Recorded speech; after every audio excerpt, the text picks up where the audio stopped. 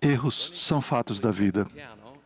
Aprender a tocar piano com maestria é basicamente impossível sem cometer milhares de erros, talvez até 1 milhão.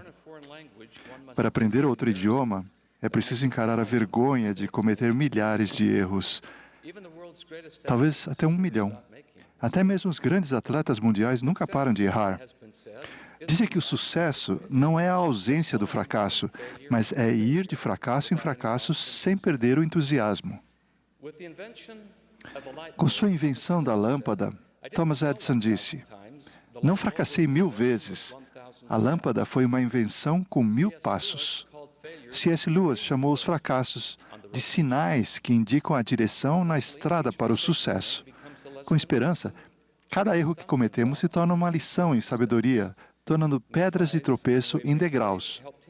A fé inabalável de Nefe o ajudou a ir de fracasso em fracasso até finalmente obter as placas de latão. Moisés teve que tentar 10 vezes antes que finalmente conseguisse fugir do Egito com os israelitas. Talvez nos perguntemos, se tanto Nefe quanto Moisés estavam a serviço do Senhor, por que o Senhor não interveio e os ajudou a ter sucesso na primeira tentativa? Por que Ele permitiu que eles, e por que Ele permite que nós tenhamos tantas dificuldades e fracassemos em nossas tentativas de ter sucesso? Entre muitas respostas importantes a essa pergunta, aqui estão algumas. Primeiro, o Senhor sabe que todas essas coisas nos servirão de experiência e serão para o nosso bem. Segundo, para permitir que provemos o amargo, para sabermos apreciar o bom. Terceiro, para provar que do Senhor é a guerra e que é por sua graça que podemos realizar sua obra e nos tornarmos como Ele é. Quarto, para nos ajudar a desenvolver e obter muitos atributos de Cristo que não podem ser purificados, exceto por meio de oposição e na fornalha da aflição. Então, em meio a uma vida cheia de pedras de tropeço e imperfeições, todos somos gratos por segundas chances. Em 1970, em meu primeiro ano na BYU, me matriculei em um curso iniciante de Fundamentos da Física, ministrado por Jay Baleff, um professor extraordinário. Após terminar cada módulo do curso, ele aplicava uma prova. Se um aluno tirasse um C e quisesse uma nota maior, o professor Baleff permitia que o aluno fizesse uma prova de recuperação sobre o mesmo material. Se o aluno tirasse um B na segunda tentativa e ainda estivesse insatisfeito, ele faria a prova uma terceira vez e uma quarta, e assim por diante. Ao me conceder inúmeras segundas chances, ele me ajudou a finalmente conseguir tirar um A na disciplina.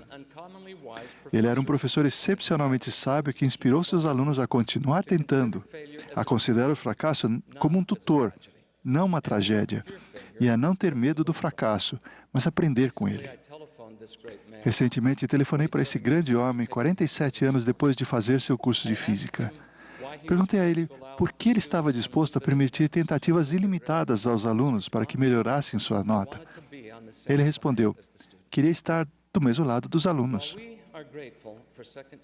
Embora nos sintamos gratos pelas segundas chances após os erros ou fracassos da mente, ficamos maravilhados com a graça do Salvador em nos dar segundas chances para vencermos o pecado ou os fracassos do coração. Ninguém está mais ao nosso lado do que o Salvador. Ele permite que façamos e continuamos a refazer suas provas. Tornar-se como Ele requer incontáveis segundas chances em nossa luta diária com o homem natural, tais como controlar apetites, aprender a ter paciência e perdão, vencer a preguiça, evitar pecados de omissão, citando apenas alguns. Se errar é da natureza humana, quantos fracassos teremos até que nossa natureza não seja mais humana e sim divina? Milhares? Provavelmente 1 milhão. Sabendo que o caminho estreito e apertado estaria repleto de provações e que as falhas seriam um acontecimento diário para nós, o Salvador pagou um preço infinito para nos dar quantas chances fossem necessárias para passarmos em nossa provação mortal com sucesso. A oposição que Ele permite existir pode às vezes parecer intransponível e impossível de suportar. No entanto, Ele não nos deixa sem esperança. a fim de manter nossa esperança resiliente ao enfrentarmos as provações da vida. A graça do Salvador está sempre pronta e sempre presente. Sua graça é um meio divino de ajuda ou força, um poder capacitador que possibilita aos homens e às mulheres alcançarem a vida eterna e a exaltação após terem feito tudo ao seu alcance. Sua graça e seu olhar amoroso estão sobre nós por toda a nossa jornada, à medida que Ele inspira, alivia os fardos, fortalece, concede, protege, cura e também socorre seu povo, mesmo quando tropeçam ao longo do caminho estreito e apertado. O arrependimento é a dádiva de Deus, que está sempre disponível, que nos possibilita e capacita a irmos de fracasso em fracasso sem perdermos o entusiasmo. O arrependimento não é o seu plano de reserva para o caso de falharmos. O arrependimento é seu plano, sabendo que cometeremos erros. Este é o Evangelho do arrependimento. E como o presidente Russell M. Nelson disse, ele será um currículo de toda uma vida. Nesse currículo de uma vida inteira de arrependimento, o sacramento é o modo designado pelo Senhor de proporcionar acesso contínuo ao seu perdão. Se partilharmos o sacramento com o coração quebrantado e um espírito contrito, Ele nos oferece perdão semanal à medida que progredimos de fracasso em fracasso ao longo do caminho do convênio. Porque, apesar de seus pecados, minhas entranhas estão cheias de compaixão por eles. Mas quantas vezes Ele nos perdoará? Qual a extensão de sua longanimidade? Certa vez, Pedro perguntou ao Salvador, Senhor, até quantas vezes pecará meu irmão contra mim e eu lhe perdoarei? Até 7?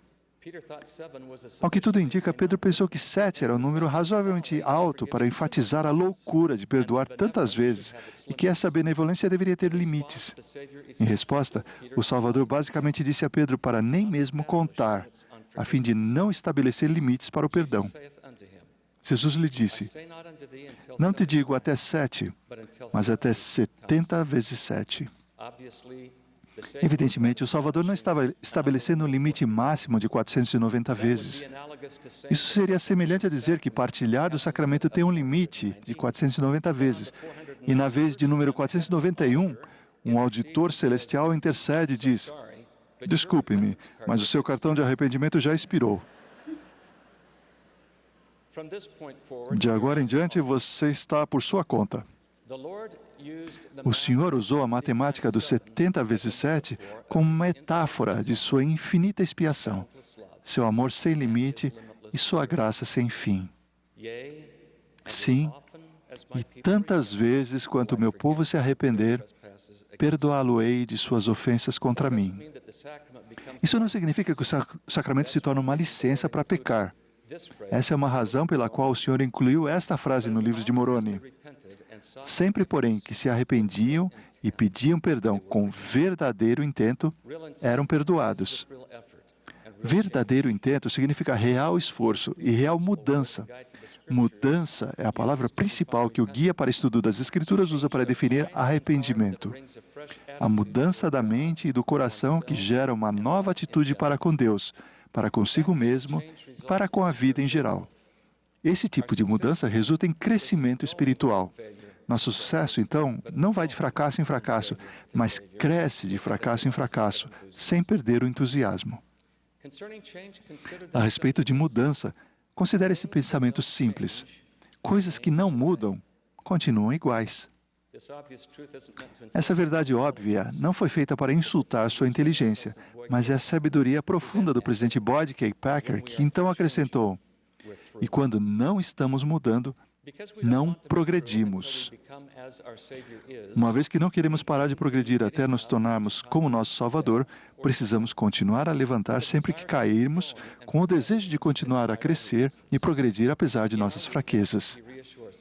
Em nossa fraqueza, Ele nos garante, a minha graça te basta, porque o meu poder se aperfeiçoa na fraqueza. Somente com a fotografia de câmera rápida ou com gráficos de crescimento podemos compreender nosso crescimento físico. Da mesma maneira, nosso crescimento espiritual é normalmente imperceptível, exceto por meio da lente do retrovisor do tempo.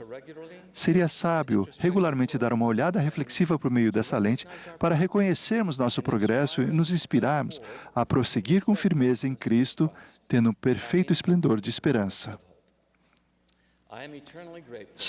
Sou eternamente grato pela amorosa bondade, paciência e longanimidade dos Pais Celestiais e do Salvador, que nos concedem inúmeras segundas chances em nossa jornada de volta à Sua presença. Em nome de Jesus Cristo. Amém.